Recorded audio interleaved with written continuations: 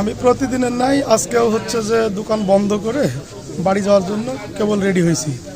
তো আমি ওই যে টাকা এবং মোবাইলগুলো একটা কাপড়ের ব্যাগে ওই নিয়ে মোটরসাইকেলের হ্যান্ডেলে রাখছি, রেখে শাটারটা টেনে কেবল একটা তালা দিয়েছি, আর একটা তালা কেবল খুলেছি। তখন দেখছি যে 3টা লোক ঢুকছে।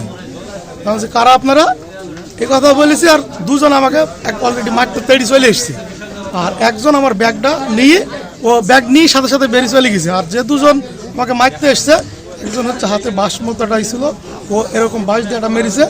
আর ওই যে যার হাতে হেসু মতোটা মানে বেশ বড় রামদাম হেসুর কোয়ালিটির, ওইটা দিয়ে আমাকে হচ্ছে যে আঘাত করে, এবং ওই আঘাতটা আমি এরকম হাত দিয়ে ঠেকাই। সেটা আমার এই যে হাতে হচ্ছে যে হয়, সেটা যে কোনো কারণে হেসুটা ঘুরে গেছে, উল্টো হয়ে লেগেছে, নাহলে হয়তো আমার হাত থেকে পড়ে যায়।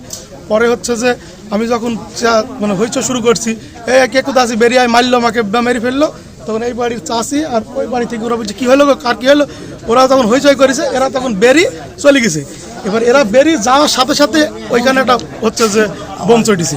কারণ আমার যতটুকু ধারণা, এরা 3 জনের ভিতরে কেউ বোমটা মারেনি, হয়তো আরও লোক ছিল, সে হয়তো মেরেছে যাতে আতঙ্ক সৃষ্টি হয়, মানুষজন যাতে না আসে, এই জন্য দেখা যাচ্ছে সে হয়তো মেরেছে। প্রায় লাখ 2 টাকা আছে, আর 3টা মোবাইল আছে, স্মার্টফোন আছে।